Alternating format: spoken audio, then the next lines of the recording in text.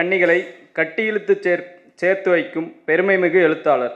மணிக்கொடி காலம், ஏ.கே. செட்டியார், பாரதியார் என இவருடைய ஆய்வுகள் அவசர உலகத்தில் அதிக கவனம் பெறாமல் போய்விட்ட மனிதர்களை தேடி எடுத்து ஆவணப்படுத்தும் சிறப்புக்குரியவர். தமிழ்மகன் அவர்களின் மெட்ராஸ் நல்ல மெட்ராஸ் குறித்து பேச வருகிறார். அனைவருக்கும் வணக்கம். ஏறக்குறைய எல்லாரும் பேசிவிட்டார்கள். இந்த கூட்டத்தை பொறுத்த வரைக்கும் நான் ஒரு ராங் சாய்ஸ். ஏன்னா ஒரு மாணவி, அவங்க மாணவின்னு சொல்லலாமாம்மா, ஒரு 100 சிறுகதைகள் படிச்சிருக்கிறாங்க. மேனகா எனக்கு தெரிஞ்சு 2 முறை அவங்களோட நூலில் எனக்கு அந்த விலாச இலக்கியமாக அதான் என்னுடைய ஃபேவரெட்டு. அதனால் அவங்க ஒரு 2 நாவல்கள் எழுதியிருக்கிறாங்க. அப்புறம் சார் ஏறக்குறைய பாதி அவர் கதைகளை படிச்சிருக்கிறாரு. எல்லாமே ஓரளவுக்கு தமிழ் மகனை முழுவதுமாக எழுத்து ரீதியாக அறிந்தவர்கள். எழுத்து ரீதியாக ரொம்ப முக்கியம். சிறுகதை, அவங்க சிறுகதை, அப்புறம் சாரு. இப்போ அவர் நம்ம பச்சையப்பன் அந்த படை வீடு இல்லையா, படை வீடில் ஒரு 10 சீட்டு தான் வச்சுருந்தார். டக்கு டக்கு டக்கு டக்கு டக்குன்னு மாற்றி மாற்றி மாற்றி எனக்கு தெரிஞ்சு எனக்கு 97, 98 பச்சையப்பன் நானும் அவரும் சேர்ந்து ஒரு கவியரங்கம் பேசணும். அநேகமாக அந்த கவியரங்கத்தை 2 பேரும் பரிசு வாங்கணும்னு நினைக்கிறேன். சரியா ஞாபகம் இல்லை. 98, 97 கவிதை வாங்கினோம். தமிழ் தேசியத்தினுடைய அப்போல்லாம் பயங்கரமாக நாங்கள்லாம் புலி பயங்கரமான புலி. நான்லாம் ஜெயிலுக்கு போயிருக்கேன். இப்போ வெளியிலே சொல்ல முடியல. நான்லாம் உண்மையாகவே புலிக்காக ஜெயில் போயிருக்கேன். ஆனால் இப்போ ஜெயிலுக்கு போகாதவங்களாம் புலிங்கிறாங்க. அதனால் இப்போ கொட்டை எடுத்த புலி அப்படி சொல்லிக்கலாம்.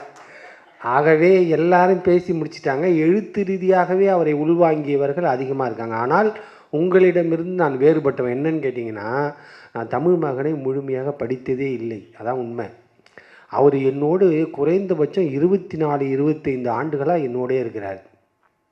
நான் என்னுடைய அலுவலகத்தில் ஒரு பத்திரிகையாளன், அவரும் ஒரு பத்திரிகையாளர். என்னுடைய பத்திரிகை வாழ்க்கையில் என் சக நண்பர்களிடம் என்னுடைய அலுவலகத்துக்குள் நான் ஒரு இரகசிய போலீஸை போல அல்லது ஒரு மிகச்சிறந்த அடிமையை போல வேலை பார்ப்பேன். யார்கிட்டையுமே நான் ஒரு எழுத்தாளன், கவிஞன் அப்படிங்கிற அடையாளத்தை அந்த அலுவலகத்துக்குள்ளே காட்டவே மாட்டேன். மீறி ஏதாவது வெளியிலிருந்து சில பேர் தெரிந்துவிட்டு என்னிடம் கேட்கிற பொழுது நான் என்ன பண்ணுவேன்னா, அப்படி பதுங்கி அந்த பக்கமாக போயிடுவேன். எனக்கும் தமிழ் மகன் சாருக்கு 25 ஆண்டுகள் நட்பு. என்னுடைய எந்த எழுத்தையும் அவர்கிட்ட நான் காமிக்கவே மாட்டேன். ஒரு புத்தகம் கொடுக்க மாட்டேன், ஒரு இது காட்ட மாட்டேன். அந்த அந்த அந்த மாதிரியான ஒரு ரகசிய போலீஸ். இந்த எம்ஜிஆர்லாம் சொல்லுவாங்கள்ல, ரகசிய போலீஸ் 100 போல். நான் அப்படியே உள்ளுக்குள்ளேயே ஆஃபீஸ்லேருந்து வெளியில் வந்தால் தான் என்னுடைய உலகம். சொல்லுவாங்கள்ல, அந்த நம்மளுடைய திருவிடையாளர் வரும் பாருங்கள், உனக்கென்று ஒரு உலகம், உனக்கென்று ஒரு மலை அப்படின்னு. நான் என் ஆஃபீஸ்லேருந்து வெளியில் வந்தால் தான் எனக்கென்று ஒரு உலகம், எனக்கென்று ஒரு மலை. வீட்டில் தாய் வச்சுக்கிட்டு நான் பாட்டு ரகசியமாக வேலை பார்ப்பேன். என்னுடைய 25 ஆண்டுகளில் எனக்கு நிறைய பத்திரிகை நண்பர்கள் இருக்காங்க. யார்ட்டையுமே என் புத்தகத்தை கொடுக்க மாட்டேன். ஏன்னா அவங்க வாங்கும் போதே இவெல்லாம் ஒரு ஆளாடா அப்படின்னு பார்ப்பாங்க.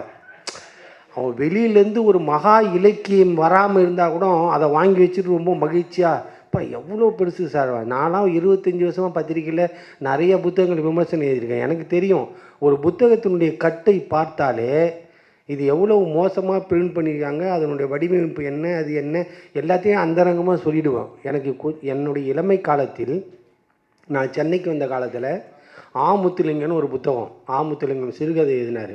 முதல்ல மணிவாசகர் பதிப்பு அதில் போட்டாங்க. எனக்கு அந்த புத்தகத்தை என் டேபிளில் கொண்டாந்து வச்சாங்க. வைக்கும் போதே நான் முடிவு பண்ணிட்டேன், இதை எடுக்கவே மாட்டேன் அப்படின்ட்டு. அந்த நூலே நமக்கு சொல்லும், இதை நீ எடுக்காத தம்பி அப்படின்னு. ஆனால் அதை தாண்டி நான் என்ன பண்ணேன், சில நேரங்களில் யார் ரொம்ப மோசமானதுன்னு சொல்கிறானோ அதை நான் படிப்பேன். அதில் எனக்கு ரொம்ப இன்பம். உலகமே சேர்ந்து ஒரு எழுத்து மோசமானதுன்னு சொல்லிட்டாங்கன்னா அதை முழுசாக படிப்பேன். அப்படி அந்த டேபிளில் மேலே வந்தவொடனே எங்கள் ஆஃபீஸ்லேருந்து ஒருத்தர் எடுத்து வச்சார்.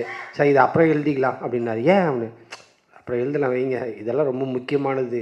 இந்த எழுத்தாளர்கள்லாம் பத்திரிகையாளர்களைப் போல மிகப்பெரிய கொடியவர்கள் யாருமே கிடையாது. அவன் என்ன பண்ணுவான்னா, ஒரு 500 கதை அவன் கட்டில் இருக்கும். அவன் டேபிள் மேலே 500 கதை இருக்கும். அவனுக்கு பிடிச்சவன் எழுதி அனுப்புகிற வரைக்கும் இந்த கட்டை அப்படியே வச்சுருப்பாங்க. ஏன்னா இதை எடுத்து படிங்களாண்டா, ஏதாவது ஒரு கதையை போடுங்களா அப்படின்னு சொன்னால் போட மாட்டாங்க. அவனுடைய தெரிஞ்சவன் அவனுக்கு பிடிச்ச ஒரு எழுத்தாளர் எழுதினா தான் அதை முதல்ல பிரிண்ட் பண்ணுறதுக்காக இதை வெயிட் பண்ணுவாங்க. நான் எனக்கு பிடிச்ச இறைவன் ஆணையாக சொல்கிறேன், எனக்கு பிடிச்சவன் அனுப்புனா அப்படி எடுத்து ஓரமாக வச்சுருவேன். எனக்கு ரொம்ப பிடிச்சவன் அனுப்புனான்னா அதை எடுத்து அப்படி தூரம் வச்சுருவேன். என் 25 ஆண்டுகளில் நான் தேர்ந்தெடுத்து நான் பதிப்பித்த எந்த நபர்களையும் இதுக்கு முன்னால் நான் பார்த்ததே கிடையாது. நான் அப்படி எழுதிய நண்பர்கள், இப்போ நான் எழுதினவர்களாக ஐஏஎஸ்ஸாக இருக்கார், மிகப்பெரிய அரசாங்க பதவியில் ஒரு அதிகாரியாக இருக்கார்.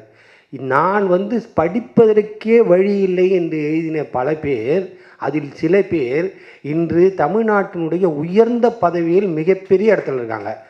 இறைவன் ஆணையாக சொல்கிறேன், ஒரு முறை கூட அவங்கள நேரில் பார்த்தது கிடையாது, போய் பார்க்க மாட்டேன். இது எதற்காக சொல்கிறேன் என்று சொன்னால், இந்த நிலைமையில்தான் எனக்கு அவருக்குமான ஒரு இப்போ என்னென்னா, நம்ம அந்தரங்கமாக நண்பர்களாக இருக்கிறோம். நம்ம எப்படி ஒருத்தவரை வந்து ஒரு படைப்பை வந்து நேர்மையாக புரிந்து கொண்டு சொல்ல முடியும்? ஆனால் நட்பு இலக்கணத்தில் இருக்கவங்க மேலே நம்ம வந்து ஒரு கருத்து சொல்கிறதுங்கிறத வந்து நான் ரொம்ப காலமாக அதை தவிர்த்துருவேன்.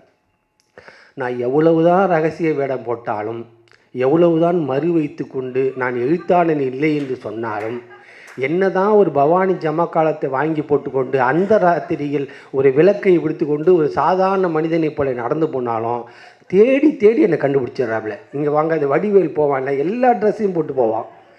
கடைசியாக வாங்க நீங்கள் தானே வாங்க, அப்போ திரும்ப போய் ஒரு ட்ரெஸ் போட்டு வருவான், வாங்க நீங்கள் தானே. என்னடா இவ்வளோ ட்ரெஸ் போட்டு ஏமாத்துறோம், இவர் தொடர்ந்து நம்மளை கண்டுபிடிக்கிறாரே அப்படின்னு. உண்மையாக சொல்கிறேன், 25 ஆண்டுகளுக்கு மேலான என் பத்திரிகை வாழ்க்கையில் நான் பேசுகிற 3வது முறையான கூட்டம் இவர் மட்டும்தான். வேறு எந்த ஆளும் என்னை கூப்பிட மாட்டாங்க. ஏன்னா நானே விலகிடுவேன், எனக்கு வேண்டவே வேண்டாம் சாமி, நான் வந்து சொல்ல முடியாது, தயவு செய்து விட்டுருங்க அப்படின்ட்டு. ஆனால் இங்கே வந்த ஒரு பாடு இன்னொரு ரகசியமும் தெரிஞ்சது, அவருக்கு 60ன்னு. அதையே அவர் சொல்லவே இல்லை. இங்கே வந்த ஒரு பாடு தான் சொல்கிறாங்க, அவருக்கு 60வது விழாங்கிறாங்க. 60ஆ? எனக்கு தெரிஞ்சு அவர் என்னோட ஒரு 25-26 வயசுங்கள் மேலே இருந்திருக்காரு. எனக்கு வயசாகிட்டே இருக்க ஒழி, அவர் இப்போ தான் வயசான மாதிரி இந்த சிவாஜி மாதிரிலாம் காட்டணும், அந்த முன்னால் கொஞ்சம் லைட்டாக சிவாஜி வயசான பிற்பாடு இங்கெல்லாம் டைரி அடிச்சுட்டு முன்னால் மட்டும் கொஞ்சம் ஒயிட்டாக விட்டுருப்பார். அந்த மாதிரி அவர் ஒரு நாள் திடீர்னு ஃபுல்லாக தாடி வச்சுட்டு தேவதாஸ் மாதிரி வந்தார். நான் பார்த்த தமிழ் மகனே இல்லை. 24 ஆண்டுகளுக்கு முன்னால் முதல் முறையாக அலுவலகத்தில் வண்ணத்திரைக்கு அவர் வேலைக்கு வராரு. நான் வந்து குங்குமத்தில் இருக்கேன். அவர் வண்ணத்திரைக்கு வரும்போது தமிழ் மகன் ஒருத்தர் வந்து வண்ணத்திரையில் ஜாயின் பண்ணுறாரு அப்படின்னு சொல்லி எனக்கு மேலே இருந்த ஒரு அதிகாரி சொன்னார். அவருக்கா இவரை கண்டுக்கு ஸ்ட்ரிக்ட் ஆஃபீஸர், அவர் பயங்கர ஸ்ட்ரிக்ட்டு. அவர் எப்பயுமே விரைப்பாக இருப்பார். இப்படி புதுசாக ஒருத்தன் யாராவது சேர்ந்துட்டான்னா பெணம் போல் விரைச்சிடுவார். அப்புறம் அவர் ரூமில் யாருமே இருக்க மாட்டாங்க. இல்லைனாலும் கூட ஒரு 2 பேரை ஃபோன் பண்ணி மேலே வாங்க, முன்னால் உட்காருங்க அப்படிம்பாரு. அப்படி தமிழ் மகன் வந்து வெயிட் பண்ணுறாரு. வெயிட் பண்ணும்போது, சார் அவர் வெயிட் பண்ணுறாரு அவங்க பார்க்குறது, டக்குன்னு அவர் அடித்து இன்னும் 2 பேர் மேலே வந்து உட்காருங்க அப்படிங்கிற.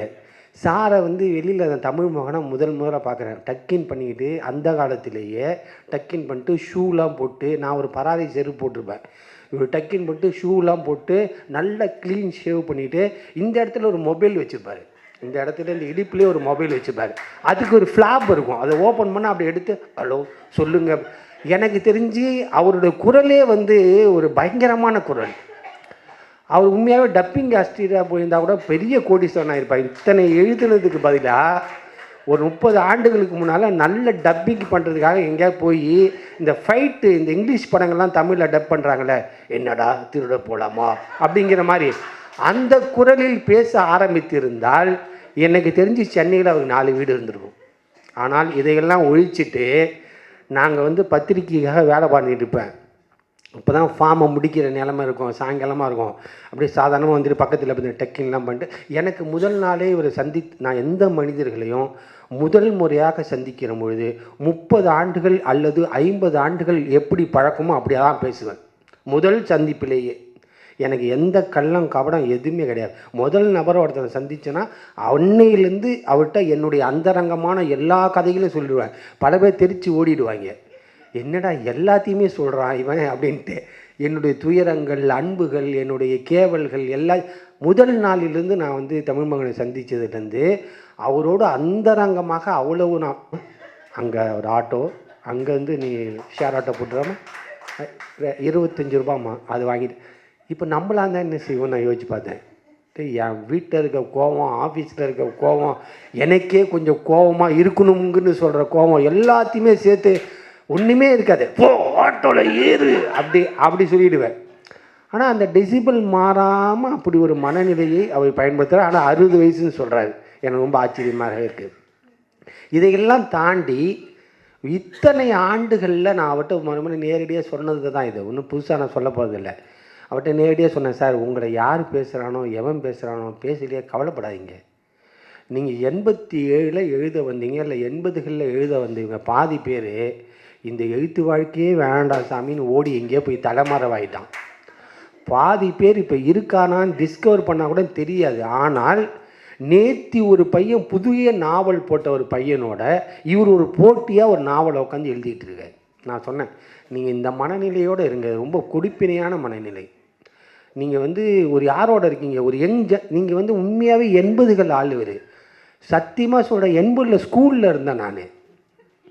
80ல் நான் ஸ்கூலில் இருக்கிற காலகட்டத்தில் இவர் நாவல் எழுதி பரிசு வாங்கிட்டு, பரிசு எடுப்பதெல்லாம் வாங்கிட்டு அவர் என்ன சொல்கிறாருன்னா, 82லே கரை, எனக்கு வந்து இந்த மாதிரி சொன்னாங்களே இப்போ டிவிஎஸ் பெட்டி மாதிரி எனக்கு 1 லட்ச ரூபா பணம் கிடைச்சிது அப்படிம்பாரு.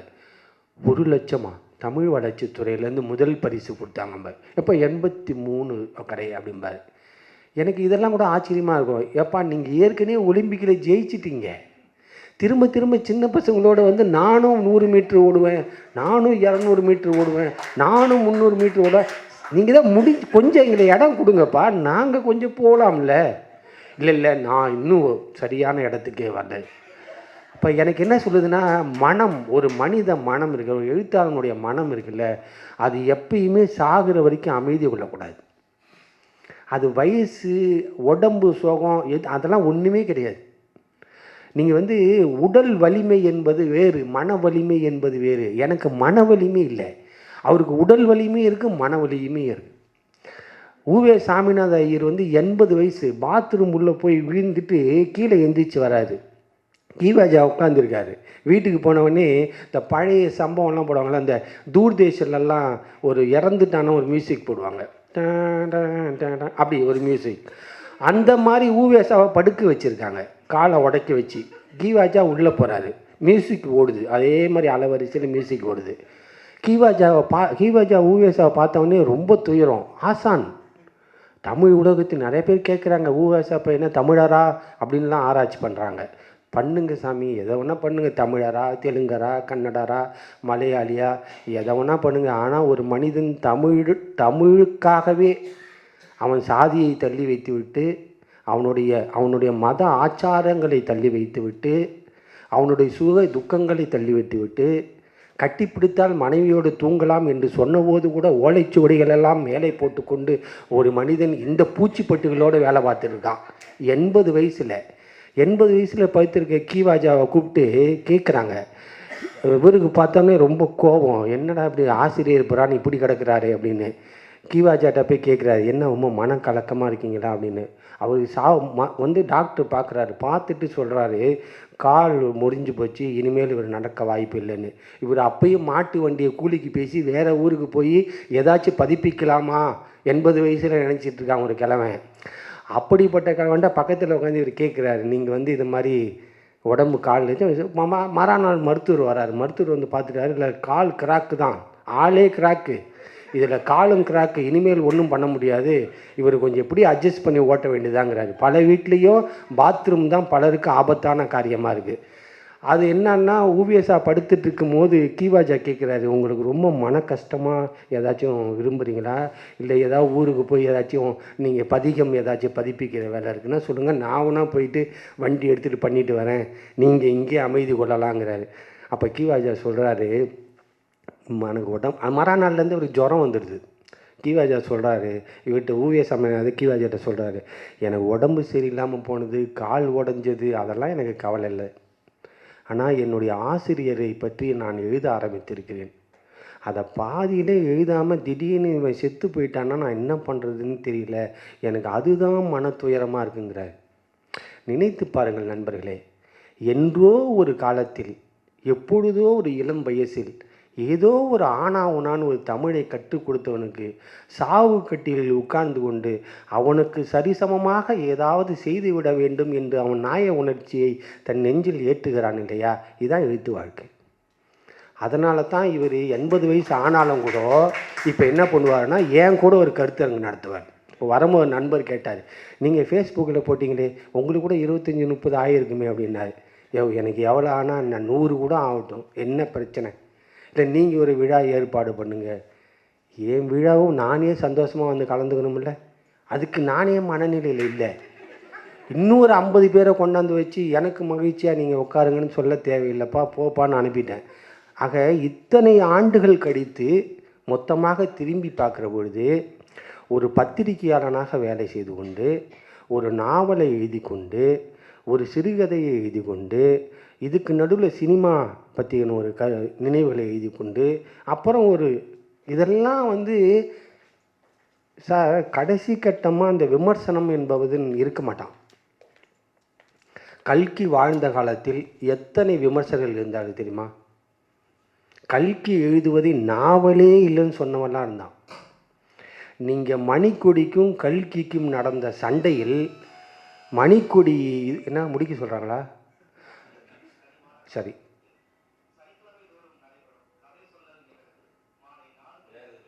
வேறு ஒரு நிகழ்ச்சி கூப்பிட்றாங்க. நம்ம இந்த நிகழ்ச்சியிலே முடிச்சிருவோம்.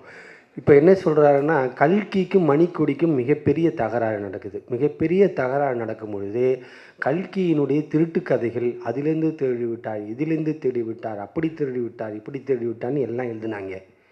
கல்கி 1952 அல்லது என்னுடைய நினைவுப்படி 54 இறந்து போனார். அவர் இறந்து போன பிற்பாடு இது மாதிரி கூட்டம் போட்டு பேசுவதற்கு ஒருவர் கிடையாது. அவருடைய 100 கூட போனால் போதுன்னு சாதாரண இடத்துல ஒரு தபால் தலையிட்டு வெளியிட்டாங்க. கல்கி எழுதிய காலத்தில் ராஜாஜியை கட்டி கொழுந்து அழுதார். அவர் சாமானிய மனிதர்களோடே இல்லை. அவருக்கு மிகப்பெரிய இலக்கியவாதினா ராஜாஜி தான். அவருக்கு 80-70 வயசு. அவர் வியாசர் அப்படி கம்பராமாயணம் அப்படி பாடிக்கிட்டு இருந்தவர். அவர் கொஞ்சம் அப்படி மனசு வச்சு புதுமை பித்தன் அழகிரி சாமின்னு கொஞ்சம் கண் திறந்து பார்த்திருந்தால் தமிழ் இலக்கியத்தினுடைய தன்மையே மாறி இருக்குன்னு காணாசு எழுதுகிறான். நான் எழுதலை, காணாசு சொல்கிறான். கொஞ்சம் அப்படி கடைக்கண் பார்வை கண்ணியர் பார்த்து விட்டான் பாரதிதாசன் சொன்ன மாதிரி லைட்டாக கல்கி இப்படி திரும்பி மணிக்கொடி எழுத்தாளர்களை கண்டு கொண்டிருந்தாள், அல்லது ராஜாஜி உன்னை போல உயர்வான இலக்கியத்தை நான் எழுதவில்லை, என்னை விட சிறப்பான எழுத்தவர் புதுமை பித்தன் இருக்கிறான், அழகிரி சாமி இருக்கிறான், PS ராமையா இருக்கிறார், இதை போன்று முக்கியமான ஆட்கள் இருக்கான்னு ஒரு வார்த்தை சொல்லியிருந்தால் தமிழ் இலக்கியத்தினுடைய தன்மையே மாறி இருக்கும். சொல்லவே இல்லை. ஆனால் நண்பர்களே, 54 செத்துப்போன கல்கி அதற்கு பிற்பாடு பேசுவதற்கு ஒரு கூட்டம் இல்லை. ஆனால் கடந்த 50லிருந்து 2004 அல்லது 2003 பொன்னியின் செல்வன் பணம் வர வரைக்கும் லாரியாக பிரிண்ட் பண்ணியிருக்காங்க. பொன்னியின் செல்வனை லாரியாக எந்த தெருமுனைகளிலும் கல்கியின் பேர் உச்சரிக்கப்பட்டதில்லை. எந்த அரங்கங்களிலும் கல்கியினுடைய பேர் சொல்லப்பட்டதில்லை. யாருமே எந்த எழுத்தாளர்களுமே கல்கியை ஒரு எழுத்தாளனாக மதித்ததே இல்லை. ஆனால் நண்பர்களே, அந்த நண்பன் இறந்து போன பிற்பாடு 50 ஆண்டு விற்பனையில் சாதனையில் இருந்தான். எப்படின்னு கேட்டிங்கன்னா, அவ்வளோ பொம்பளைங்க படித்தாங்க. பொம்பளைங்கள்ட்ட மட்டும் ஒரு ரகசியத்தை பெண் வாசகர்கள்ட்ட நீங்கள் கொண்டு போய் சேர்த்துட்டிங்கன்னா அந்த மாதிரி விசுவாசமான வாசகர்கள் நீங்கள் பார்க்க முடியாது. எப்படி கேட்டிங்கன்னா, ஆண் வாசகன் என்பவன் அவன் மட்டுமே படித்து விட்டு அவன் அந்தரங்கமாக மனசில் வச்சுக்குவான். பெண் வாசகர்கள் என்பவர்கள் அடுத்த தலைமுறைக்கு சொல்லிடுவாங்க. ஒரு குழந்தை பிறந்து கொஞ்சம் வாசிக்க வந்துன்னா கல்கியை கையில் கொடுத்துருவாங்க. அந்த ஒரு பெண் குழந்தை இன்னொரு பெண் குழந்தை அதுக்கிட்ட கொடுத்துருவாங்க. அப்படியே மாறி மாறி மாறி 50 ஆண்டுகள் தமிழ்நாட்டில் எத்தனையோ மிகப்பெரிய ஆட்கள் மேடை போட்டு நான் தான் என்று உறக்க கற்றிய போதும் தமிழ்நாட்டில் நம்பர் 1 கல்கி தான். அப்போ என்ன சொல்ல வரேன், இந்த விமர்சகர்கள் இறந்து போவார்கள். இந்த விமர்சனத்தை சொல்கிற நான் இறந்து போய்விடுவேன். எனக்கு பின்னால் வருகிறவ யாருமே உங்களை பற்றி எந்த விமர்சனமும் தெரியாது. ஆனால் நிற்கப் போவது என்பது உங்களுடைய எழுத்து மட்டும்தான். இது எல்லாத்துக்கும் நடந்தது. பாரதியார் எழுதுகிற அதே காலகட்டத்தில் பாரதியாரை வறுத்து எடுத்தவர்கள் அத்தனை பேர் இருக்காங்க. வானலில் போட்டு இந்த ஆளுக்கு இலக்கணம் வரல, அசை வரல, சீர் வரல, யாப்பு வரல, லொட்டு லொசுக்கு எதுவும் வரல, பாடவே வரல, காணா ஷானா எதுவுமே வரல, பேர் மட்டும் சுப்பிரமணிய பாரதின்னு வச்சுருக்காங்க அப்படின்னு சொன்னவர்கள் உண்டு. அவையில் அவரை புறக்கணிக்கத்தவர் உண்டு. ஆனால் நண்பர்களே, பின்னால் வந்த ஒரு பரம்பரை பின்னால் வந்த ஒரு பரம்பரை கட்டி ஆண்டு தமிழகத்தில் பாரதி பாரதி பாரதி பாரதி என்று ரோடாக எவனோ போய் பேசி சொந்தக்காரன் மட்டும் பேசலை. அவன் என்ன பண்ணான், இது பணமாக மாறுற வரைக்கும் கம்முன்னு இருக்கலாம் அப்படின்னு கம்முன்னு இருந்தாங்க. அதுக்காக ஜெயிலுக்கு போட்டவன் 1929 ஜெயிலுக்கு போனவன் இருக்கான். பாரதிக்காக ஜெயிலுக்கு போனவன் இருக்கான். பாரதி பேசினாலே உள்ளே போட்டுருவோன்னு சொல்லி 49 வரைக்கும் பிரச்சனை இருந்தது. இவ்வளவையும் தாண்டி எல்லோரும் போய் சண்டை போட்டு சிறைவாசம் பெற்று என்னென்னமோ சொன்ன பிற்பாடு காவல்துறை தடி கொண்டு ஜகமின்று மகமில்லையில் மனமே அப்படின்னா டகால் வந்தே பாரதம் வட்டிஸ் அப்படி எல்லாத்தையும் சொன்ன பிற்பாடும் ஒரு சாமானியன் மீண்டும் மீண்டும் இந்த குரலை மீண்டும் மீண்டும் பாடி அவன் இத்தனை ஆண்டுகளுக்கு பிற்பாடு மகாகவி ஆயிட்டான். பாரதியினுடைய காலகட்டத்தில் எழுதப்பட்ட ஒரு விமர்சனம் கூட இன்று இல்லவே இல்லை. மிஞ்சி போனால் பாரதியினுடைய 2 விமர்சனங்கள் கையில் கிடச்சிருக்கும். அந்த 2 விமர்சனங்களும் இவன் புதுசாக எழுத வந்திருக்கான், பரவாயில்ல சிறப்பாக வருவான்னு சொல்லுது. மீதி அவரை பற்றி வசைகள் அல்லது அவரை பற்றின வேறு விதமான கருத்துக்கள் தமிழ்நாட்டில் இன்றைக்கி இல்லை. நாம் புரிந்து கொள்ள வேண்டியது என்னவென்றால், விமர்சனங்கள் சமகாலத்தில் தேவையானவர்கள். அந்த விமர்சனம் சமகாலத்தை தாண்டுகிற பொழுது இன்னொருத்தர் என்ன பண்ணுவான்னா, அவங்க கதையை கிளாசிக்கல்னு போட்டுருவான். கிளாசிக்கல்னு போட்டால் பேசவே முடியாது. ஏன்பா கிளாசிக் வரிசை போட்டோம், அவ்வளோதான், முடிஞ்சு போச்சு. அப்போ எல்லா எழுத்தாளர்களும் 50 ஆண்டுகளுக்கான கிளாசிக் வரிசையில் வந்துடுறாங்க. அப்பொழுது இந்த கிளாசிக் விமர்சனங்கள் ஒன்று இருக்கா? இப்போ 50-100 ஆண்டுகள் ஆயிடுச்சு. இப்போ ஒரு கிளாசிக் விமர்சனம்னு ஒன்று கொண்டு வாங்க. ஏனென்றால் அப்படி ஒன்று சொல்லப்பட்ட கருத்தின் மீதி தாண்டி நண்பர்களே ஒரு படைப்பு முன்னால் நிற்கிது. நீங்கள் சொன்னால் நம்ப மாட்டீங்க. கோவல்லபுரம் கிராமம் கதை வந்தபொழுது தமிழ்நாட்டில் அதை ஒரு நாவலே இல்லை என்றார்கள்.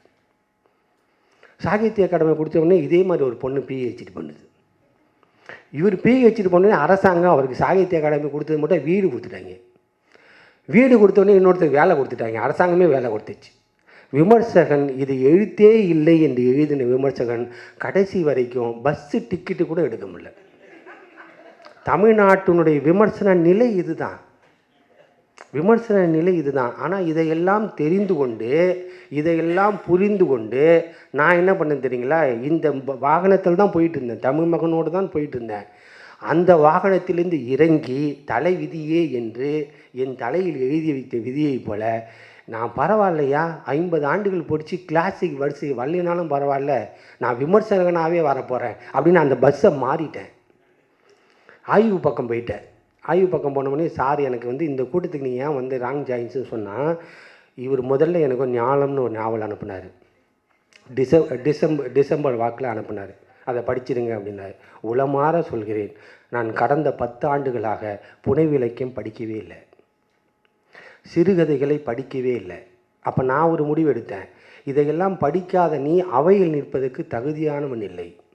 கடந்த 10 ஆண்டுகளில் இருக்கக்கூடிய எதையும் படிக்காமல் நீ பாட்டு வண்டியில் ஏறி ஜல்லி அடிக்கிறதுலாம் கூடாது. ஆகவே கடந்த 10-15 ஆண்டுகளாக சிறுகதை பற்றியும் நாவல் பற்றியும் பேசுவர்கள் அழைத்தால் நான் போக மாட்டேன். சொல்லுவாங்க, சார் இந்த நாவலை மட்டும் படிச்சுட்டு பேசுங்களே. தப்பு.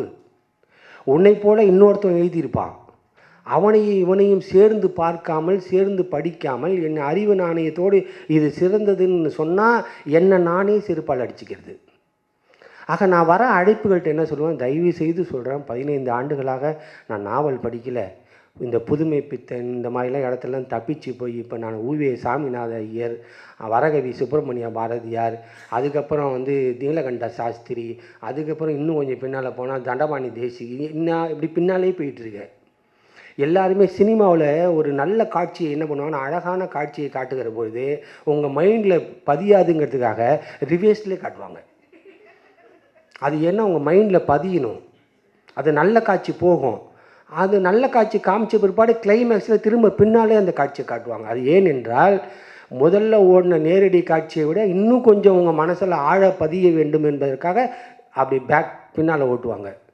அப்படி என் வாழ்க்கையை நான் பின்னால் ஓட்டி கொண்டிருக்கிறேன். ஏன்னா என் அறிவை கொஞ்சம் அதிகமாக்கிறதுக்காக.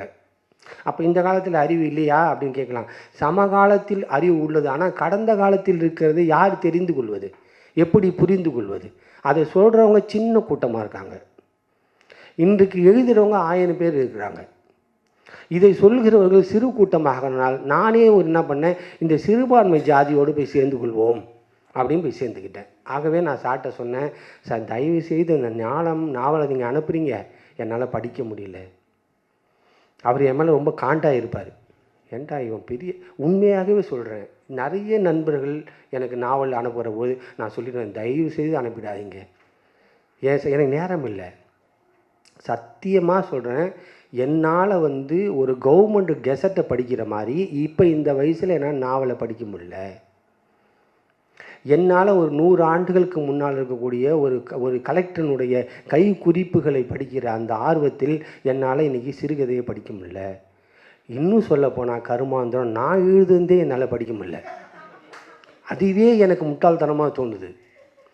அப்போ என்னை விட சிறந்தவன் ஒருத்தவன் எழுதியிருக்கான்னு தெரிஞ்சுக்கிற போது அவனை போய் பின்னால் பார்த்து கொஞ்சம் அப்படி வாழலாம் அப்படிங்கிற காலத்தில் இப்போ சார் ஒரு டீல் போட்டார். என்ன போட்டாருன்னா, எத்தனை மணிக்கு முடிக்கணும், என்ன சொன்னாருன்னு ஒரு சின்ன டீல் போட்டார். இதில் என்ன பிரச்சனைனா, எல்லாத்துக்கும் முதல்லேருந்து பேச வரவங்க அத்தனை பேருக்குமே பெரிய பள்ளம் இல்லாமல் இடம் கொடுத்துருவாங்க. கடைசியாக நம்ம வரும்போது சீக்கிரம் முடிச்சிடுங்க, 4 மணி ஆகிட்டு அப்படின்னா. எனக்கு தெரிஞ்சு பச்சையப்பன் ஃபுல்லாக அதை அக்கு வேறு ஆகு வேறு செஞ்சுட்டேன். அப்போ தான் இந்த தமிழ் மகன்கிட்ட சொன்னார், இந்த மெட்ராஸ்ன்னு ஒரு புத்தகம் அனுப்புகிறேன், நீங்கள் இதை படிச்சிருங்க. எனக்கு இந்த ஊர்களை பற்றி படிக்கிறது மாதிரியான ஒரு இன்ட்ரெஸ்டிங் அப்பா, எனக்கு அதை மாதிரி ஒரு உலகமே கிடையாது. நீங்கள் நம்புனா நம்புங்க, நம்பலினா போங்க. 1800 இந்த சென்னையினுடைய வரலாற்றை படிச்சிருக்கேன் நான். 1800 சொச்சம், 1856 57 படிச்சிட்ருக்கேன். குறைந்தபட்சம் இந்த சென்னை மாநகரத்தை பற்றி நான் ஒரு 3000 பக்கங்களுக்கு மேலே படிச்சிருப்பேன். அது இல்லாமல் அரசு ஆவணங்கள்லாம் இருக்குது. நீங்கள் அண்ணாமலை மாதிரி இந்த கணக்கு நினச்சிடாதீங்க. உண்மையாகவே சொல்கிறேன், இதனால் என் உடல் நொந்து, என் மனம் நொந்து, என் வாழ்க்கை நொந்து, அவ்வளவும் நொந்த பிற்பாடும் அதிலிருந்து வரக்கூடிய இன்பத்துக்காக நான் படிச்சுக்கிட்டே இருக்கேன். புரியுதுங்களா? இப்போ என்ன பிரச்சனைன்னா, எனக்கு இந்த சப்ஜெக்ட் ரொம்ப பிடிக்கும். இந்த ஊர்களையும், அதுவும் இந்த சென்னைக்கு நான் 1999 இறுதி பகுதியில் வந்தேன். இந்த இறுதி பகுதியில் சென்னையில் வரும்போது இந்த சென்னை மாநகரம் என்பது பாரிஸ் கார்னரில் இருக்கக்கூடிய ஒரு பஸ் ஸ்டாண்டோடு இயங்கி கொண்டு இருந்தது. அப்பொழுதெல்லாம் 2 பஸ்ஸு தான் இந்த தெருவிலே போக முடியும். 2 பஸ்ஸு, ஒன்று வர பஸ்ஸு, ஒன்று போகிற பஸ். கன்னியாகுமரி வரைக்கும் இதுதான் வழி. அதற்கு பிற்பாடு 4 வழி என்றார்கள், 8 வழி என்றார்கள், 10 வழி என்றார்கள், 12 வழி என்றார்கள். இப்போது பரந்தூர் வரைக்கும் பறந்து நிற்கிறார்கள். ஆக இவ்வளவு தூரம் இந்த நகரம் வளர்வதை 25 ஆண்டுகளுக்கு மேலே நான் தொடர்ந்து பார்த்துட்ருக்கேன். என்னை போல இந்த ஊருக்கு ஓரணா சம்பாதித்து முடியாதா என்று தான் வள்ளிக்கண் தன் ஊரிலிருந்து இந்த ஊருக்கு நடந்து வந்தார். புதுமை பித்தன் தன் வாழ்நாளில் எப்படியாவது ஒரு பணத்தை சம்பாதித்து கொண்டு தன் மனைவியும் தன் குழந்தையும் நல்ல வாழ்க்கையை வாழ வைத்து விட முடியாதா என்று இந்த சென்னைக்கு வந்தார். தன் நாட்டில் இருக்கக்கூடிய எல்லா வசதிகளையும் உதறி தள்ளிவிட்டு, இனிமேல் இந்த உயர்ந்த சம்பளம், இந்த அவை, இந்த அரங்கம், இந்த சபை தேவையில்லை என்று தூக்கி எறிந்துவிட்டு பஞ்சப்பராரியாக ஒரு தனி மனிதனாக பாரதி இந்த ஊருக்குத்தான் 1904 வேலை தேடி வந்தார். இந்த ஊர் மாநகரம் சென்னை, இங்கு ஊர் வந்த நகர எழுத்தாளர்களால் எழுதி எழுதி எழுதி எழுதி குவிக்கப்பட்டது. நண்பர்களே, இந்த ஊரை பற்றி எழுதாத ஆளே கிடையாது. பொங்குமா நுரையை போல, இந்த கடலை போல இந்த நகரம் பொங்கி பொங்கி கதவுறது. எவ்வளவு படித்தாலும் அழுக்க மாட்டேங்குது. 1726 நான் சொன்னது 1800 சொன்னான். இப்போ ஒரு புக்கு வந்திருக்கு 1826. அவன் பேர் பெஞ்சமின் சூட்லே. அவன் ஒரு அவன் ஒரு ஜெர்மன்காரன் தமிழ்நாட்டுக்கு வந்துவிட்டு அந்த ஜெர்மன்காரன் தரங்கம்பாடியிலேருந்து சென்னை வரைக்கும் மாட்டு வண்டியிலே பயணிக்கிறான். அவனை பற்றின ஒரு குறிப்பு. எவ்வளவும் சென்னையை படிச்சுட்டு போன பிற்பாடு அந்த பெஞ்சமின் சூஸ்லே எழுதுகிறான், தரங்கம்பாடியிலிருந்து கிளம்பி நான் சென்னை வரைக்கும் வரைகிற பொழுது எனக்கு ஜெர்மன் மொழி மட்டும்தான் தெரிந்தது. மாட்டு வழியில் ஆளை அமைத்து கொண்டு மாறி மாறி பயணம் செய்து வந்த பிற்பாடு மயிலாப்பூரில் நின்ற ஒரே ஒரு பிராமணன் என்னோடு ஜெர்மன் மொழியில் பேசுகிறான் என்று எழுதுகிறார். 1726 ஒரு மனிதன், அல்லது 66, அது கொஞ்சம் வருஷம் மாறும், உடனே சண்டை போட்டுறாதீங்க. நான் ஜாதகம்லாம் 7 கட்டம் 8 கட்டம்லாம் வருஷத்துக்காக சொல்கிறேன். உடனே இந்த வருடம் தவறாயிட்டேன்னு யாரும் கேட்டுறாதீங்க. அப்படிப்பட்ட ஒரு காலத்தில் இங்கே வந்து இறங்குற பொழுது அந்த 1726களில் ஒரு பிராமணன் மயிலாப்பூரில் ஜெர்மன் பேசியிருக்கிறான். அவன் எழுதுகிறான், இத்தனை தூரம் நான் தரங்கம்பாடியில் நடந்து வந்த பிற்பாடு, பயணம் செய்த பிற்பாடு, இந்த ஊரிலேயே ஜெர்மன் தெரிந்த ஒரு பிராமணனை சந்தித்தேன்னு எழுதுகிறான். 1942 உலக போர் வந்த பிற்பாடு தான் இவர்களெல்லாம் ஜெர்மன் படித்தார்கள் என்று ஒரு கட்டுக்கதை இருக்கிறது. ஆனால் அவன் 1726 ஜெர்மன் படிச்சுட்டு வந்தவன்ட்ட ஹவாரியோ அப்படின்னு கேட்டிருக்கான், ஜெர்மன் மொழியில், ஆங்கிலத்தில் இல்லை. இதை போல் இந்த சென்னை மாநகரத்தை பற்றி நான் எவ்வளவு கதைகள். நீங்கள் இந்த மெட்ராஸுங்கிற இந்த ஊருக்கு ஏன் பேர் வந்ததுன்னு சொன்னால் 200 பக்கம் எழுதியிருக்காங்க. ஒருத்தவன் மெட்ராஸுங்கிறான், ஒருத்தவன் மദ്രാஸுங்கிறான், ஒருத்தவன் சென்னை பட்டணங்கிறான், ஒருத்தவன் சென்னைங்கிறான், ஒருத்தவன் சென்னைமா பட்டணங்கிறான், சென்னா பட்டணங்கிறான். இவ்வளோத்துக்கும் ரெக்கார்டு இருக்குது. இவ்வளவு ரெக்கார்டுகளும் நிரூபிக்கப்பட்ட பிற்பாடு என்ன சொல்கிறாங்கன்னா, மெட்ராஸுன்னு எப்படி பேர் வந்ததுன்னு நமக்கு தெரியலன்னு. அதான் உண்மை. ஒருத்தன் சொல்கிறான் மீனவ குடிபிடிப்பில் ஒருத்தவன் மதனராசன் ஒருத்தவன் தான், இல்லை மதனதாசன் ஒருத்தவன் தான், அவனை பார்த்தோம், அவன்கிட்ட நிலத்தை பேசணும், அதனால் இதுக்கு மதராசன்னு பேர் வச்சோம் அப்படிங்கிறான். அவன் மதராசன்னு பேர் வச்ச அந்த காலத்தில் அதே ரெக்கார்டில் சென்னை அப்படின்னு இருக்குது. நான் இந்த ஊருக்கு 99 இறுதி பகுதியில் வருகிற போது இது மெட்ராஸ். இந்த ஊரில் பச்சை கடலில் பல்லவன் பஸ் பலபலன் என்று ஓடிக்கொண்டு இருந்தது. அந்த பேருந்துக்குள்ளே 2 பிரிவுகள் பிரிக்கப்பட்டு ஆணுக்கு ஒரு பக்கம் பெண்ணுக்கு ஒரு பக்கம்னு கம்பி கட்டி விட்டுருந்தாங்க. ஒவ்வொரு வண்டியிலையும் திருடர்கள் ஜாக்கிரதை என்று எழுதி வைத்திருந்தார்கள். ஆனால் இன்றைக்கி தேடி பார்க்குற திருடர்கள் ஜாக்கிரதை போர்டே காணும். அரசியல் வளர்ச்சி. எந்த பேருந்திலையும் திருடர்கள் ஜாக்கிரதை இல்லை, திருவள்ளுவர் தான் ஜாக்கிரதையாக உட்கார்ந்திருக்கிறார். ஆக இந்த மாற்றம் என்பது அரசியல் மாற்றம். இப்போ இந்த மெட்ராஸ்ன்னு நீங்கள் எடுத்துக்கிட்டிங்கன்னா இந்த வார்த்தைக்கு மட்டுமே இவ்வளோ ரெக்கார்டு இருக்குது. இந்த ஊருக்கு பேர் வந்தது எப்படி? நண்பர்களே, இந்த ஊருக்குள்ளே நடந்த இப்போ சார் எழுதுகிறார், இந்த புத்தகத்தை பற்றி சொல்லணும்ல, இவரை பற்றி இவ்வளோ தூரம் சொல்லிட்டேன். இந்த புத்தகத்தை பற்றி சொன்ன ஒன்று தான், சொல்லாமல் நான் சொல்கிற கதைகளும் இந்த புத்தகம் இருக்குது. இந்த உலகம் என்பது, இந்த சென்னை என்பது யாருக்குமே தாய் பூமி இல்லை அப்படின்னு பல பேர் சொல்லுவாங்க. எல்லாருமே வந்தேரிகள், எல்லாருமே எனக்கு தெரியாது. ஆனால் நான் இந்த ஊருக்கு தமிழ்நாட்டுக்கு பஞ்சம் பிழைக்க வந்தவன். பராசக்தியில் சொல்லுவான்ல, அவன் பர்மாவிலேருந்து இங்கே வரான், ரங்கூனிலேருந்து பஞ்சம் பிழைத்து விட்டு இங்கே திரும்ப பணக்காரர்களாக திரும்புகிறார்கள். ஆனால் சொந்த நாட்டிலேயே பஞ்சம் பிழைக்க வழி இல்லாமல் இந்த தமிழ்நாட்டிலேருந்து இதே தமிழ்நாட்டுக்குள் புலம்பெயர்ந்தவன் நான் சென்னைக்கு. என் ஊரில் எனக்கு நான் ஒரு சிறுநீர் கழித்தால் எவ்வளவு தூரம் ஈரமாகுமோ அந்த நிலம் கூட எனக்கு சொத்தம் கிடையாது. அப்படிப்பட்ட ஒரு வாய்ப்பில்லாத ஒரு என்னை போன்ற பெரிய தலைமுறைகள் இந்த ஊருக்கு வேலை செய்யறதுக்காக வராங்க. என்னை போலவே இந்த ஊரில் இருந்த சென்னையில் தமிழ்நாட்டில் இருந்தவர்களை பிரிட்டிஷ்காரர்கள் அடிமை கூலிகளாக இங்கிருந்து அப்புறப்படுத்தி வெளிநாடுகளுக்கு அனுப்புனாங்க. ரெக்கார்டு இருக்குது.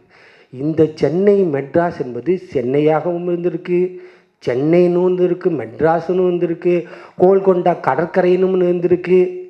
இவ்வளவு ஹிஸ்ட்ரியோடு சேர்ந்து பார்க்குற பொழுது உலகத்திலேயே ஆப்பிரிக்காவுக்கு அடுத்தபடியாக மனித இனத்தை அடிமைகளாக பிடித்து வெளிநாடுகளுக்கு வியாபாரம் பண்ண தொழில் சென்னையில் தான் பெருசாக நடந்தது.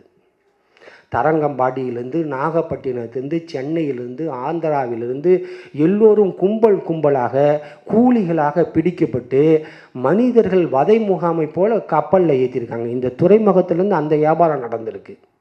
இன்னொரு பக்கம் வெளிநாட்டிலிருந்து வெள்ளைக்காரர்கள் இங்கு இறங்கி இதையெல்லாம் கபலீகரம் செய்து கொண்டிருந்த பொழுது இங்கே இருக்கக்கூடிய ஆட்கள் 1700 சொச்சத்தில் பஞ்ச பராரிகளாக, மிகப்பெரிய பஞ்சம், 3 மாதம் 6 மாதம் பட்டினி, சாப்பாடு இல்லை, நிலம் இல்லை, விளைச்சல் இல்லை, எங்கேயாவது தன் உயிரையும் தன் உடம்பையும் அடமானம் வச்சு விற்றா போதுங்கிறதுக்காக இங்கேருந்து 240 பேர் முதல் முறையாக கப்பல் ஏற்றிருக்கிறார்கள். அப்படிப்பட்ட ஒரு சென்னை நகரத்தை பற்றி இவர் தன்னுடைய அனுபவத்தை சொல்கிறார். எனக்கு என்ன தெரியுங்களா பிரச்சனை? எனக்கு 400 ஆண்டு வரலாறு தெரியும். 400 ஆண்டு வரலாறு தெரிந்த நான் தமிழ் மகனுடைய 50 ஆண்டு இது உள்ள இருக்குது. அவருக்கு ஒரு 50 வருஷம் இருக்குல்ல, தனி மனிதனுடைய 50 ஆண்டு. அவர் என்ன பண்ணுறாருன்னா, அவர் பார்த்த ஸ்டுடியோ, அவர் பார்த்த தெரு, அவர் பார்த்த இடம், அவர் பார்த்த கோயில், அவர் பார்த்த வள்ளலார் சாலை, அவர் பார்த்த பெரிய தெரு, அங்கேருந்து Broadway, Paris corner, Ananda Vikatan office, அண்ணா மேம்பாலம், எல்லாத்தையுமே அவருடைய மனநிலையிலேருந்து அவர் பார்த்த காட்சிகளிலிருந்து எழுதுகிறார். ஆனால் இந்த நூலில் என்ன பிரச்சனை அப்படின்னு கேட்டிங்கன்னா, இந்த நூலை ஒரு வார பத்திரிகையினுடைய இதுக்காக அவர் எழுதியிருக்காரு. அதுக்காக பின்னால் யாரோ கத்தி வச்சுருந்துருக்காங்க, டெட்லைன் முடிய போது உடனே கொடு. அதனால் அவர் என்ன பண்ணுறாரு, எழுதிட்டே இருக்கும்போது டக்குன்னு முடிச்சிடுறாரு, இத்துடன் நாளை பார்க்கலாம். என்னங்க சார் இன்னும் கொஞ்சம் அந்த தகவலில் இருக்கே அப்படின்னா, பின்னால் அவன் கத்தி வச்சுருக்கான், டெட்லைன் முடிஞ்சு ஏற்றிரு. ஆக அவர் என்ன பண்ணுறாரு, எழுதிக்கிட்டே இருக்கார். எழுதிக்கிட்டே இருக்கிற அவசரத்தில் டக்குன்னு சார் முடிஞ்சிச்சு அப்படின்னா இவர் ஓகே நாளை பார்க்கலாம் அப்படின்னு போட்டுறாரு. ஆக இந்த நூலினுடைய தன்மை என்னென்னா, அவர் தனிப்பட்ட முறையில் இந்த நூலை அவர் எழுதியிருந்தால் இன்னும் கொஞ்சம் அனுபவ சேகாரங்களை நிறைய விஷயங்களை சொல்ல முடியும். ஏன்னா ஊரிலிருந்து பஞ்சம் பிழைக்க வந்த எனக்கே 400 ஆண்டுகள் இந்த ஊர் தகவல்கள் தெரிகிற பொழுது, இந்த ஊரில் 60 ஆண்டுகள் வாழ்ந்திருக்காரு. அது எங்கள் பொன்னேரி. பொன்னேரி, திருவள்ளூர், சென்னை. பொன்னேரிங்கிறது பிரிட்டிஷ்காரன் வரைக்கும் ஃபேமஸ் ஆனது. எல்லா ரெக்கார்ட்லேயும் பொன்னேரி இருக்குது. பொன்னேரி வடார்காடுனுடைய மாவட்டத்துங்களில் எல்லா ஊர்களையும் சேர்த்து போகிற ரெக்கார்டில் பொன்னேரி அட்ரஸ் ஆகிட்டு தான் இருக்குது. அப்போயே பெரிய ஊர் தான் அது. ஆக இதோடு சேர்ந்து பார்க்குற போது ஏவிஎம் ஸ்டுடியோ பற்றி எழுதுகிறாரு, அப்புறம் இந்த அண்ணா சாலையை பற்றி எழுதுகிறாரு. இதில் என்ன ஒரு விஷயம்னா, தமிழ் மகன் எந்த கோயிலுக்கு போனாலும், எந்த தெருவுக்கு போனாலும், எங்கு போனாலும் அந்த திருவாரூர் தேர் தன் நிலைக்கு வந்து நின்று விடுவதைப் போல எந்த ஊருக்கு வண்டி போனாலும் கடைசியாக அவர் கலைஞர்கிட்ட வந்து நின்றுறாரு.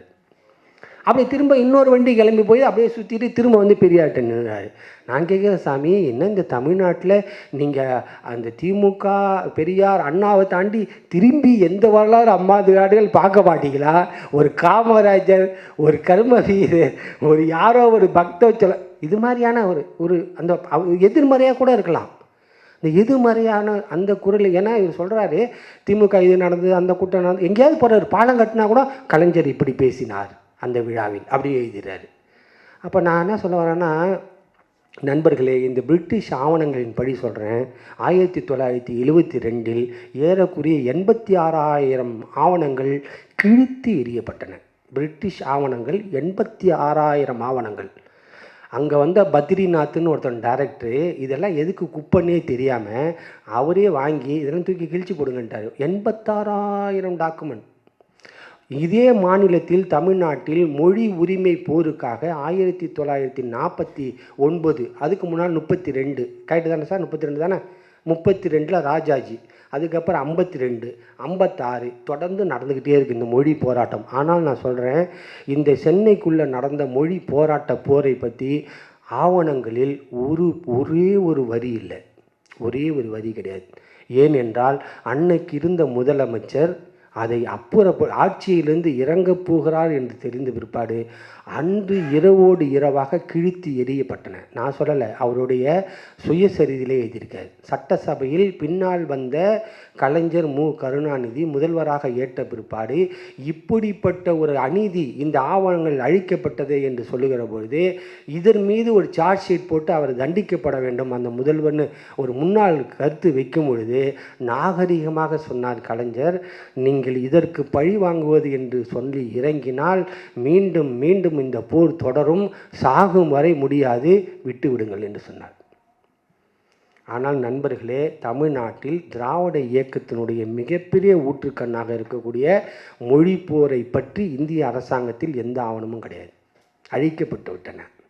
86,000 ஆவணங்கள் பிரிட்டிஷ்காரங்க இருந்து காப்பாற்றி வந்த அத்தனை, எப்படின்னா சாதாரணமாக நினைக்காதீங்க. 1942 இங்கே போர் நடக்குது, 39லேருந்து ஆரம்பிச்சிருச்சு.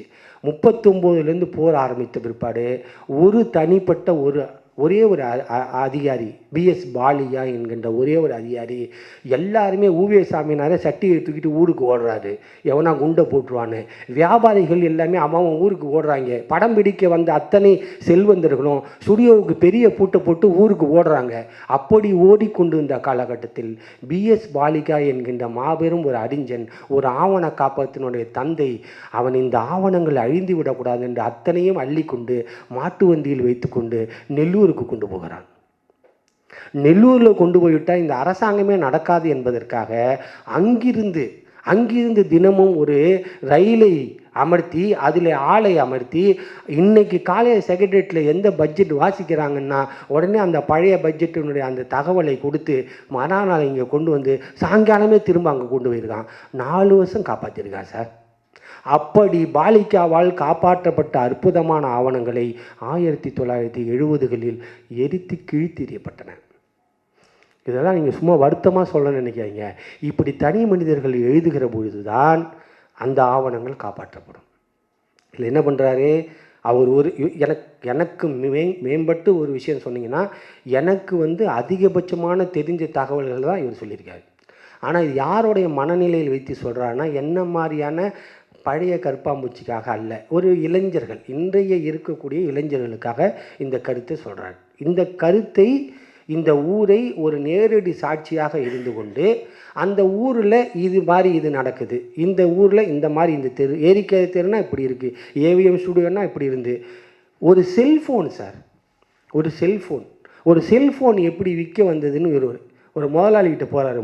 முதல்ல இவருக்கு முதல்ல ஒரு பத்திரிக்கையாளராக அழைப்பு வருது. அந்த அழைப்பு என்னன்னு கேட்டிங்கன்னா, முதல்ல சென்னையில் செல்ஃபோன் அறிமுகப்படுத்துகிறாங்க. நான் வரும்போது இங்கே சென்னையில் செல்ஃபோன் அறிமுகப்படுத்தாங்க. அப்போ எந்த ஆர்பிஜியா? ஆமாம், ஆர்பிஜின்னு எங்கே பார்த்தாலும் போர்டு இருக்கும், எங்கே பார்த்தாலும் இவ்வளோ பெருசு ஆர்பிஜின்னு.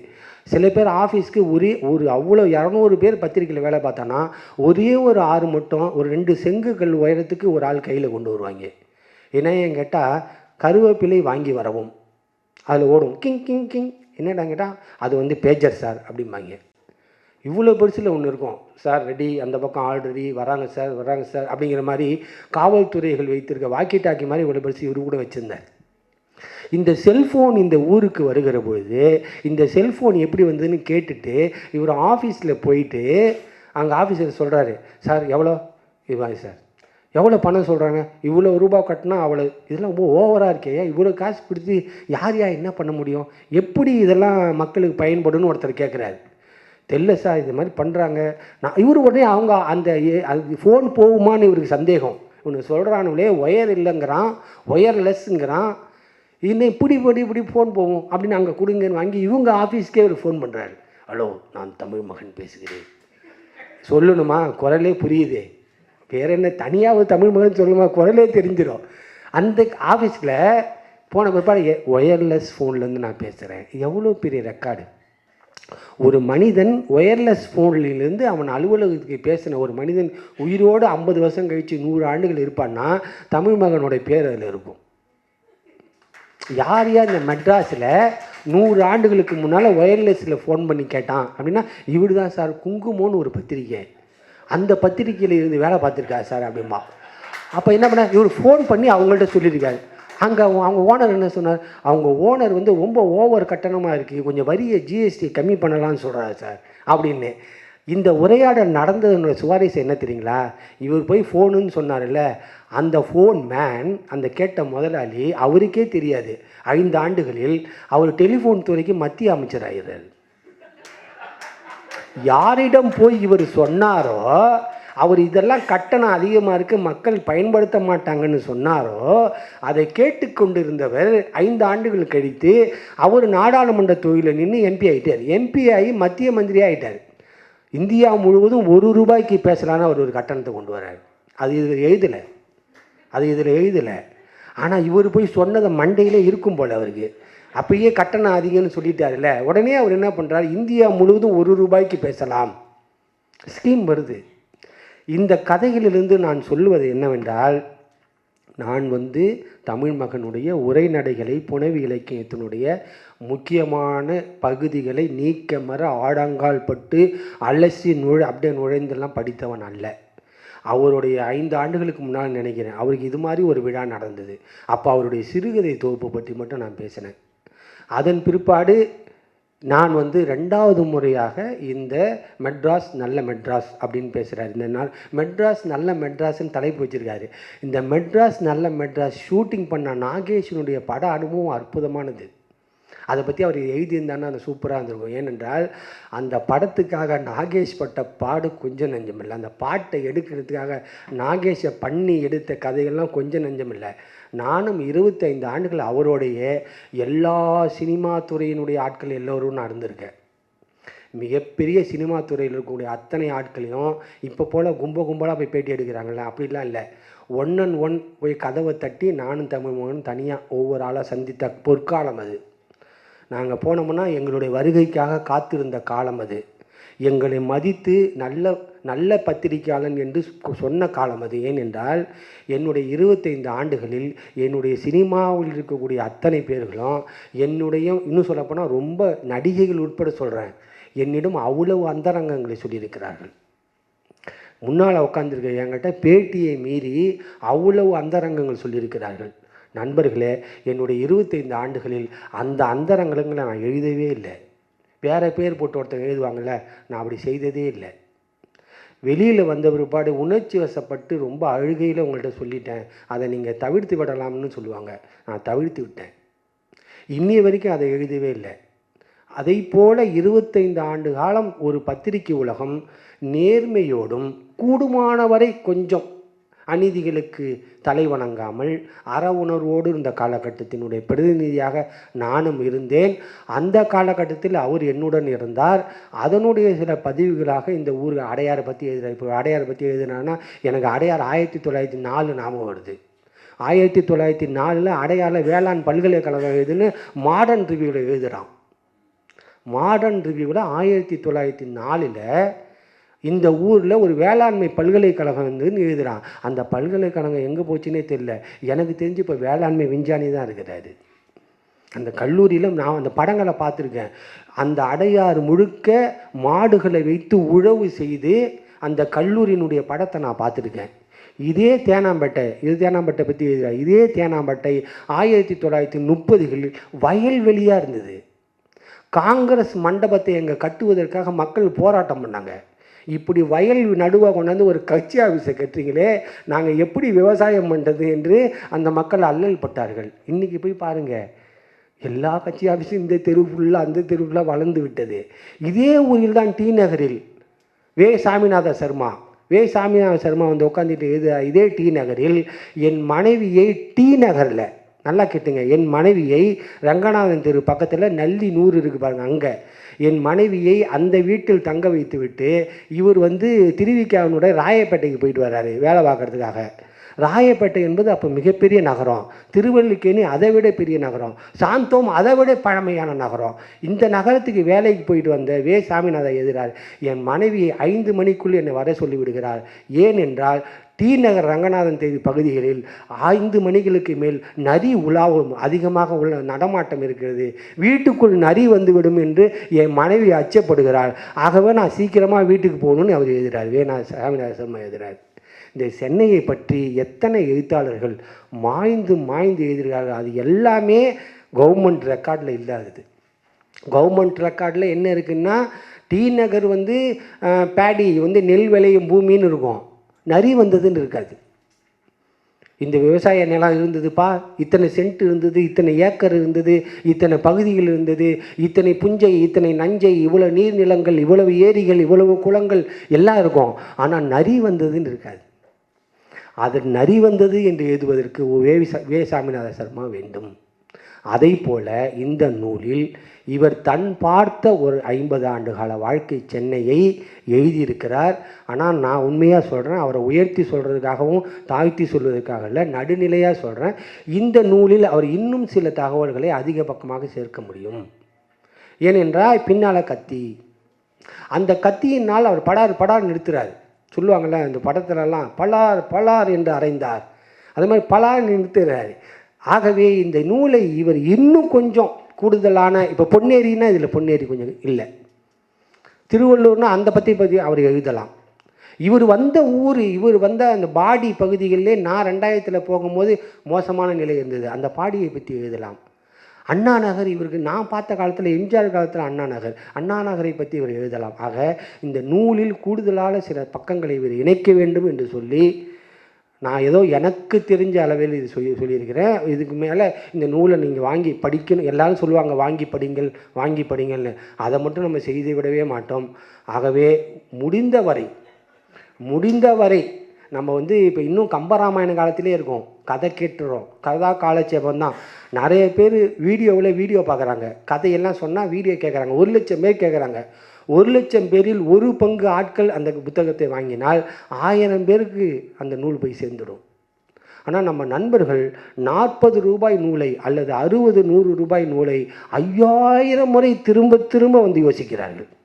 வேணாம்ல 150 போட்டிருக்காரு, திரும்ப 150 சார், டிஸ்கவுண்ட் தருவோம் சார் 75%. அப்போ வச்சுட்டு சார் நீங்கள் அண்ணா நகரில் தான் இருக்கீங்க, அங்கேயே வந்து வாங்கிக்கிறேன் சார் அப்படிமா. நீங்கள் எங்கே சார் இருக்கீங்க? நான் இந்த ஊர் கிடையாது சார், நான் அருப்புக்கோட்டையில் அண்ணா நகர் எப்படி வர முடியும்? இல்லை சார் நான் போஸ்டரில் விபிபி வச்சுருக்கீங்களா? இந்த நூலை வாங்கக்கூடாது என்பது மறுப்பதற்கான மனநிலையை ஒரு வாசகன் 1,00,000 முறை வைத்திருக்கான். எப்படி கேஸ் வந்து வாய்தான்னு வாங்குறாங்களோ அதுமாதிரி வாங்கக்கூடாது என்பதனுடைய மனநிலையில் எல்லா நூல்களுமே, பல நூல்களுடைய மனநிலையை தான். நண்பர்களே, ஒரு 150 ரூபாய் இல்லை, ஒரு நூலுக்காக நீங்கள் 1000 ரூபாய் செலவு பண்ணுற காசு, நான் சொல்கிறேன் அது அற்புதமான பொற்காலம். ஒரு 1000 ரூபாய் வீணாக போட்டீங்க அவன் வாழ்நாளில். அவ்வளவு எல்லா பணத்தையும் சரியாக செலவு செய்து நம்ம வாழ்ந்து விடுகிறோமா? 1 ரூபாய் பஸ்ஸில் கண்டக்டர் திரும்ப கொடுக்கலாம் 1,00,000 முறை பார்க்குறோம். வருவாரா? அப்படியே இறங்கி பையோடு போயிடுவாரா? திரும்ப அங்கே போய் முன்னால் நின்றுட்டு அங்கே அப்படி நிற்பாங்க, அந்த கம்பியை பிடிச்சிக்கிட்டே 1 ரூபா தருவாரா அப்படின்னு. நண்பர்களே, இந்த 1 ரூபாயை தாண்டி இந்த ஒளி விளக்கு, இந்த நூலினுடைய ஒளி விளக்கு என்ன? அதை செய்ய போகிற மாற்றம் என்ன? உன் மனதில் உருவாக்கக்கூடிய மாற்றம் என்ன? நீ பெற முடியாத ஒரே ஒரு தகவலை இந்த நூல் உனக்கு தந்துவிட்டால் அது 1 கோடிக்கு சமம். நண்பர்களே, நீங்கள் இந்த புத்தகம் இல்லை, தேவாரம் வாங்குங்க, திருவாசகம் வாங்க. தருமமிகும் சென்னைன்னு வள்ளலார் எழுதுகிறாரு. அதே தருமமிகு சென்னையில் தான் இன்னொருத்தர் பின்னால் வந்து இந்த ஊரில் எவ்வளோ திருட்டு இருக்குன்னு எழுதியிருக்காரு. நான் படிச்சிருக்கேன். தூசி ராஜகோபால பூபதி இந்த ஊர் முழுக்க எவ்வளோ திருட்டு இருக்குன்னு எழுதியிருக்கேன். அதை நான் பதிப்பிச்சிருக்கேன். ஆக நண்பர்களே, இந்த ஊர் என்பது உயர்ந்ததும் அல்ல, தாழ்ந்ததும் இல்லை. நல்லவர்களால் நிரம்பி வழிந்ததல்ல, கெடுதியவர்களால் அப்படியே நீக்கமர நிறைந்தது. இந்த ஊரில் நான் வரும்போது சார், எனக்கு ஒரு ஃபோன் நம்பர் கிடையாது, நான் போய் சேருகிற முகவரி கிடையாது, எனக்கு தெரிந்த நபர் இந்த ஊரில் ஒருவன் கிடையாது. ஆனால் சொல்கிறேன், இத்தனை ஆண்டு காலம் நான் சத்தியமாக வாழ்வதற்கு, நேர்மையாக வாழ்வதற்கு என் கூட இருந்தவன் தான் உதவி இருக்கான். நான் என் பெருமை கிடையாது. அது அப்படிப்பட்ட ஒரு பெருமையை இந்த ஊர் பெற்றிருக்கிறது. நான் வந்து சோரம் போகாமல் வாழ்வதற்கான வாய்ப்பை இந்த ஊர் எனக்கு வழங்கி இருக்கிறது.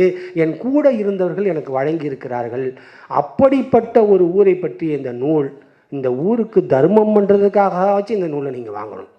இந்த ஊருக்கு நம்ம ஒரு தர்மம் பண்ணுவோம் அப்படின்னு நீங்கள் நினைத்தால் இந்த ஒப்பிட்ட பூமிக்கு நீங்கள் ஒரு நூல் வாங்கலாம். ரொம்ப அதிக பணக்காரர்கள் என்றால் 5 நூலை வாங்கி 5 பேருக்கு தரலாம். அதை விட பணம் அதிகமாக இருந்தால் ஊருக்கே நீங்கள் கொடுக்கலாம். ஆகவே இந்த வாய்ப்புக்கு நன்றி கூறி விடைபெறுகிறேன். நன்றி, வணக்கம்.